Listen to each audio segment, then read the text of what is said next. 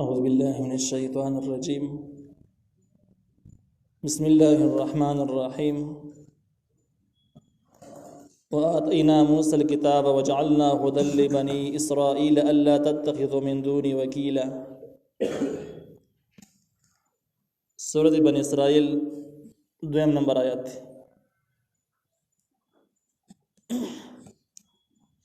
په دې دویم نمبر آیات کې الله تعالی د موسی علیه السلام د کتاب نه مسله را نقل کوي چې د توحید مسله د موسی علیه السلام د کتاب یعنی د تورات خلاصه هم و. د دلیل نقلی وي د آسماني کتابونو نه مضمون او عبارت را نقل کول یو مسله ثابتولو لپاره. د دلیل نقلی وي چې په اعتبار د نقل سره یو مسله معلومه شي. الله تعالی وی وآتینا من ورکړو موسی کتاب موسی علیه السلام ته کتاب چې هغه تورات وجعلناه من غرزول او دغه تورات لره هدل لبني اسرائیل هدایت د پاره د بنی اسرائیل چې دینه بنی اسرائیل خپل رهنمایي کوله خپل لار به معلومه وله او د تورات د ټول تورات د مضامین خلاصه دا الله تتخذوا من دوني وکیلا چې تاسو بندنه سي زمانه بغیر کارساز نه زمانه بغیر د بل چا عبادت کوي نه به سوال کوي نه به تمه کوي بلکې ساده د پاره کارساز صرف الله تعالی دی بل څوک یې نشي مخلوقاتو کې څوک نشته. دا دلیل نقلی شو د موسی علیه السلام د کتاب نه او دا د اهل کتاب د پاره او د عام مشرکانو د پاره ترغیب شو چې توحید یو منلې حقیقت دی. په دې کې د آسماني کتابونو کې هیڅ اختلاف نه دی کړی ټول سراسر اتفاقی مضمون دی. ذریة من حملنا مع نوح انه كان عبدا شکورا. ذریة ای اولاد د هغه چا حملنا چې موږ سواره کړي وو اغوی مع نوح د نوح علیه السلام سره. د دې ذریة نمک یا ټکشتا نو معنی د څه د چې ای اولاد د هغه چا چې موږ سواره کړي وو هغوی د نوح علیه السلام سره پکشتای کی. دی آیات کې دوه مسلې دي. یو چې ترغیب ورکول دی توحید منلو ته په ذکر د لوی نعمتونو سره او دویم ترغیب دی توحید منلو ته او آسماني دین او شریعت منلو ته په دې معنا سره چې تاسو نیکه چې کوم دی تاسو مشر نوح علیه السلام چې تاسو احترام کوئ هغه هم الله تعالی دین او توحید منلې دی. نو کو تاسو کې دا نعمت هغه جذبه چې چا د من احسان کړی او احسان باندې پويږي نو په دې خبره باندې پوي شي چې تاسو نیکونه الله تعالی پاکستان کې بچ کړل کاغه کسانې بچ کړي نه تاسو به وسته چا بچي وي د هغه کسانو نصر به چرته کې وي دومره لوی احسان تاسو مشرانو سره وکړو تاسو سره وکړو تاسو نصر باقی وساتلی شو. لہذا تاسو ایمان راوړی اسلام راوړی د دې نعمت قدر وکړي. دویمه دا د ځینې خلک په پلانونو نیکونو باندې غیرت کوي او غیرت په پکاره مي په حق مسلو کې بیخي غیرت پکاري. نو الله تعالی د قوم ته وایي چې اساس مشر نوح علیه السلام هغه عبدا شکورا هغه یو بنده او شکر گزار یعنی دین او د شریعت پابندو د الله تعالی د دین مخالف نو نه کم از کم کې باندې کوم غیرت درځي د خپل نیک لار راټینګ کوي هغه یو غیرت ذات او دغه شانته کړی و. نو دینه معلومه شوه چې د اسلام په مقابل کې د قوم پرستانو داوی چیر د ټولو نه اولنې شې چې د انسانیت او مذهب ورسته دي د الفاظ استعمالول اول قوم دی وطن دی ورسته د مذهب خبرې دي د کفر خبرې دي او د باطلی خبرې دي. کته د رښتیا په قوم غیرت درسي او تعالی په مشرانو غیرت درسي ستا مشران کې نوح علیه السلام د هغه په لار روان شه ستا مشرانو کې نبی علیہ السلام د هغه په لار روان شه ستا مشترکه اتفاقی نیک ادم علیہ السلام د هغه لار باندې روان شه چې موږ صادق قومیت قدر وکړو او چې د اسلام په مقابل کې اسی فارمولي استعماله نو دغه د قومیت په نوم باندې د اسلام د کفر د پاره یو مضبوطی منسوبي دي. نو دا ترغیب شو ایمان راوړلو ته په دوه طریقو باندې یو بس ذکر د نعمت سره بل په ذکر د نوح علیہ السلام سره چې کبه چې تاسو مشر هم دغه شان دي عمل کړي تاسو هم دسی وکي. الله تعالی وی ذریه من حملنا ای اولاد د هغه چا چې موږ سواره کړي او هغه مع نوح د نوح علیه السلام سره یعنی هغه د هغه خلکو بچي چې موږ د نوح علیه السلام سره په کشته کې بچ کړیو او هغه بچ کړی نه وي تاسو به اوس چرته وي ای چرته بم نه وي نو لوی نعمت شي احسان شي او انه کان عبدا شکورا یقینا د نوح علیه السلام یو بنده او شکر گزار د دې آیت نه یو مسله بل معلومیږي ادم بسورت نوح کې هم د خبره وړاندې کړی و عامه دنیا کې خبره مشهوره ده چې نوح علیه السلام سره کوم کسان کشته کې بچ شو دا قول راګټ چې مشهور د اسرایلی قول دی نو دغه کسان تقریبا چې یا 9 کسان او یا کسان او دوا ته ارسه چې وجردي کسانو بچی نه دي شوی او بچی صرف د نوح علیه السلام شوی دغه نه دنیا ته انسانانو پوره شوی دي دا خبره غلطه ده یو موږ سورته نوح کې به هغه باندې دلیل ویلو الته کې د الفاظ موجود او دې ځکه کله دلا وایي چې ای اولاد د هغه چا چې موږ هغه سواره کړی د نوح علیه السلام سره معلومه ده نوح علیه السلام چې کوم کسان په کشته کې ناستو دغه بچی شوی د وخت الله تعالی خطاب کوي چې اولاد د هغه چا چې سواره و د نوح علیه السلام سره دسه نه وایي چې ای اولاد د نوح علیه السلام دسه نه دی ویلي اولاد د هغه چا چې هغه سواره شوی د نوح علیه السلام سره په کشته کې معلومه ده چې دغه بچی شته او دغه موجوده خلک چې خلکو کې اکثریت دغه خلکو اولاد چې کوم د نوح علیه السلام سره په کشته کې بچ شوی نو د دې آیت نه صراحتا دا مسله معلومیږي دغه مخیری مسله ته رد کیږي چې د کني د باقي بچی نه شوی دا خبر ته رد کیږي معلومیږي او دا رائے د تفسیر تفهیم القرآن هم ده وقزوینا امنګه فیصله اورولی و یعنی پیشنګویم کړی و الی بنی اسرائیل ته پیل کتاب په کتاب کې لتفسدن جتاس بخام خورانه جوړوي په الارض بزمک مرتين دو پیری ولدعلن او تاس بخام سرکشي کوي علوا کبیره سرکشي لویا وقضینا دا فیصله اورول حکم کور د هم ویل کېږي فیصله د هم وي او یو مسلې وضاحت او بیان ته هم وي دلته کې په معنا د بیانولو سره د جدا مسله مون بیان کړی و یعنی څنګه چې په دې زمون آسماني شریعت کې قرآن او احادیث کې ډېر زیاتې پیشنګویان شته چې د سبکیږي د قیامت پر جسم احوال دي هغه ذکر شوی دی دا بکیږي راځي به د حالت برازي نو هغه ته پیشنګوي وي د بنی اسرائیل په کتابونو کې هم ډېر زیاتې پیشنګویان موجود وي نو باغ کې پیشنګوي دا و چې بنی اسرائیل په دوه پیری زبردست سرکشي کوي لوی سرکشي کوي او دا به د سرکشي د دلار دین بم سخت مخالفت کوي او د مخلوق حقونه هم د خپونه لاندې کوي زناور به جوړيږي او دا غینه بعد به د معنی دوه زبردست عذابونه راځي لوی عذابونه چې دا غي ذکر روسته روان دي انبیا د قشانته کې وشوله او بیا د اخیرانه ترغیب دا چې په آسماني کتابونو کې دا موجودو چې کله دا دو پیری تیر شي دا دو پیری څخه عذاب دي تیر شي دی باندې بیا به دوی نیکان شي بیا چې کله اخیره چانس راشي د نبی عليه السلام زمانہ راشي بیا به دوی د موقعي چې دوی ایمان راوړو الله تعالی به رحم وکړي که ایمان راوړو هغه زوړ عذاب بیا را برسېره شي هم دغه څنګه کې وشوله نبی عليه السلام زمانہ کې په سرکشي باندې بیا کلک شو سخت بغاوتونه شروع کړو ښکارا باندې د نبی عليه السلام سره صلح هوا خو پټي هغه دشمنی کول هغه کارونه کول چې په تاریخ کې چانو کړی او ډېر سخت ظلمونه او ډېر جنگونه دوی د شیطانې د وجه نه را برسېره شو نبی عليه السلام ته د علم وحي وتکیدله بیا نبی عليه السلام په دې باندې حمله شروع کړې بده کې بنو قریظه او بنو نذیر دا دوه لوی خاندانونه بنو قریظه د سی وجه د صلح د وادي اس خیال بینه ساتو زبردست خیانتګر او بنو نذیر چې ونه دوی هم سرکشیان وي خو د بنو قریظه نه لګي کامي نو بیا چې کله دوی نبی عليه السلام په زمانه کې محاصره شو خیبر کې محاصره شو نو بیا حکم دا وروړل شو چې د دې ځوانان پاک قتل کې جسوت پرې نه لري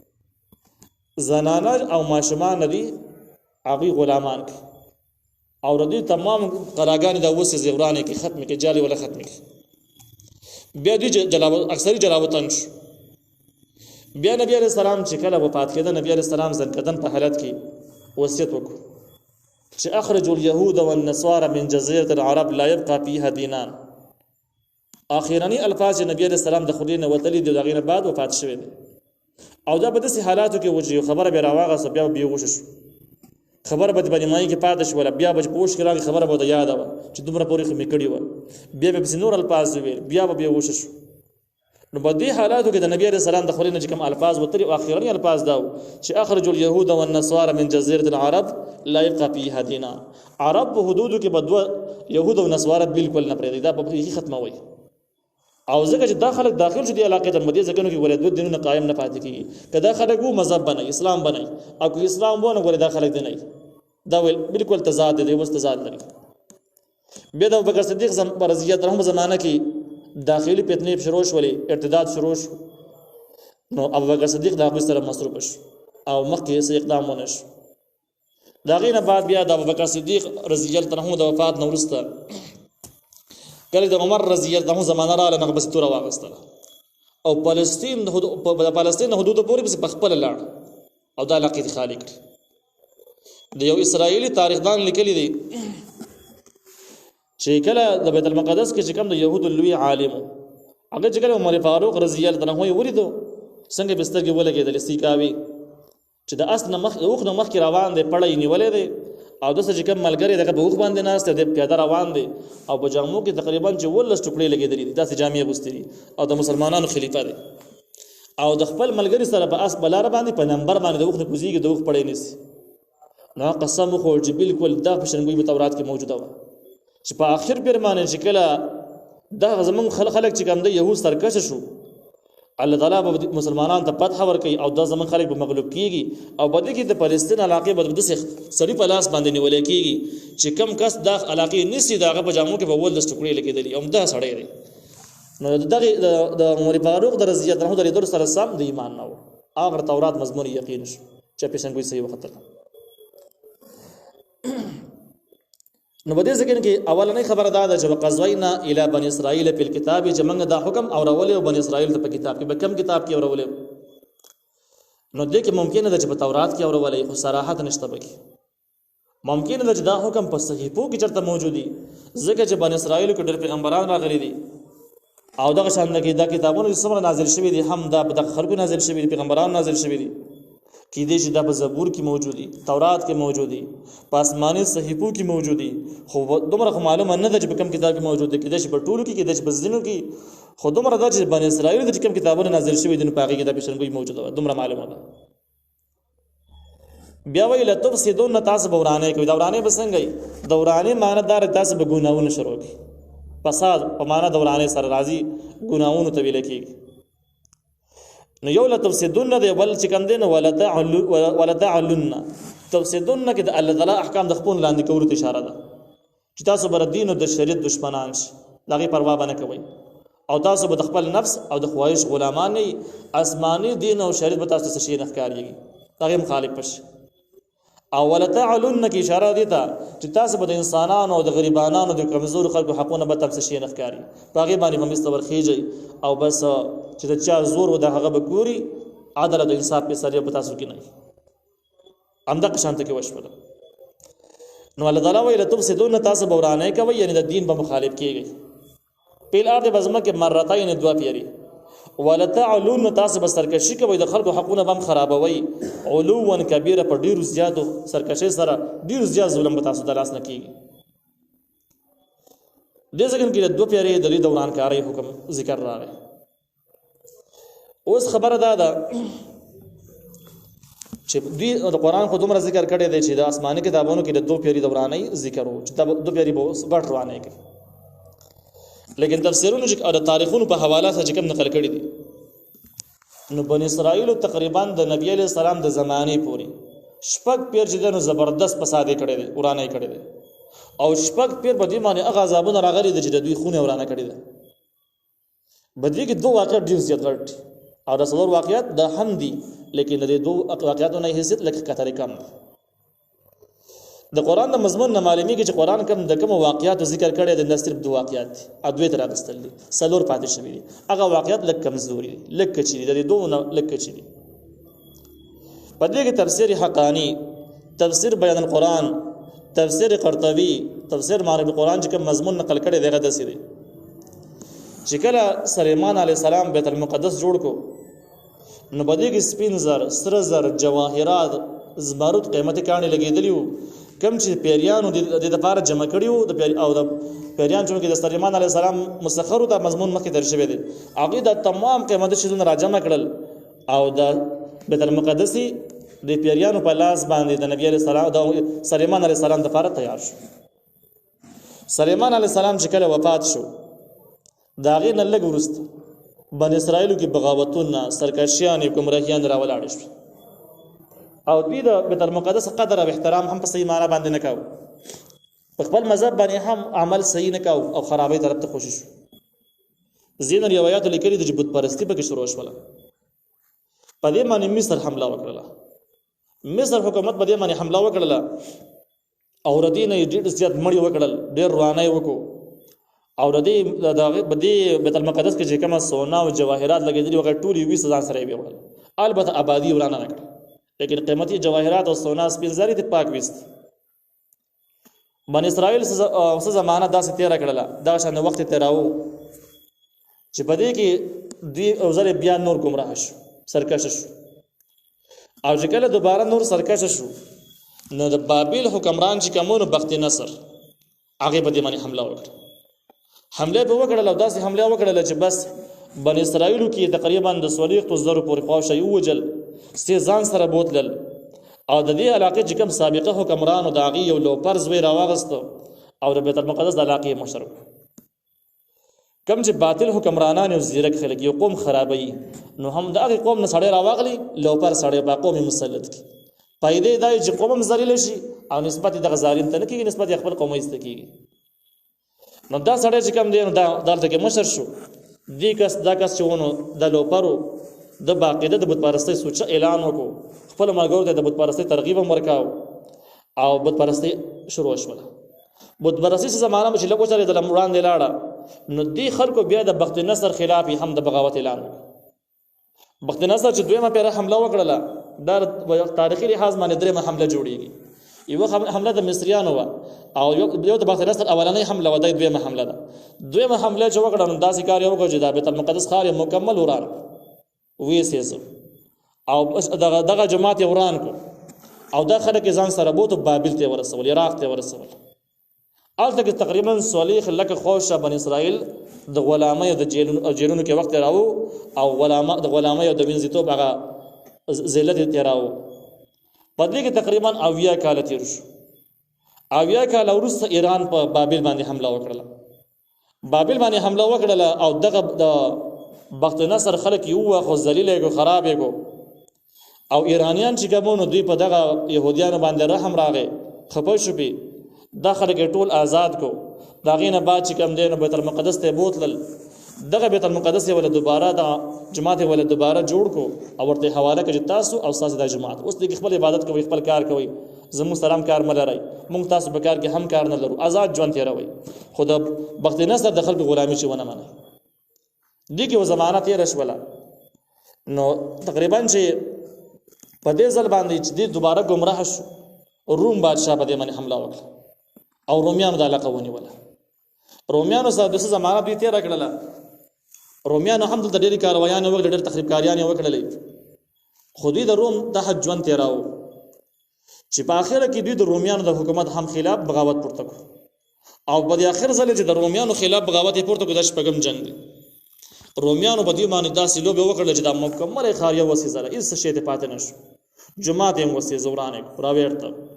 آبادیان یې مکمل ورانه کړل داسې زبردست نقصانات وکړل چې حد تمام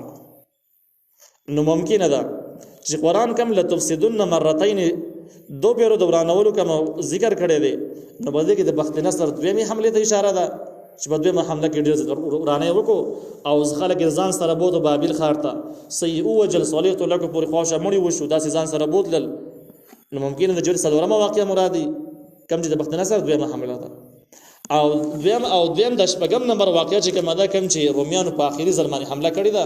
او ارس غونډ خاریه او جماعت وران کړي دي نو دا حمله د مرادي بیا د خار د جماعت دومره وران پروتو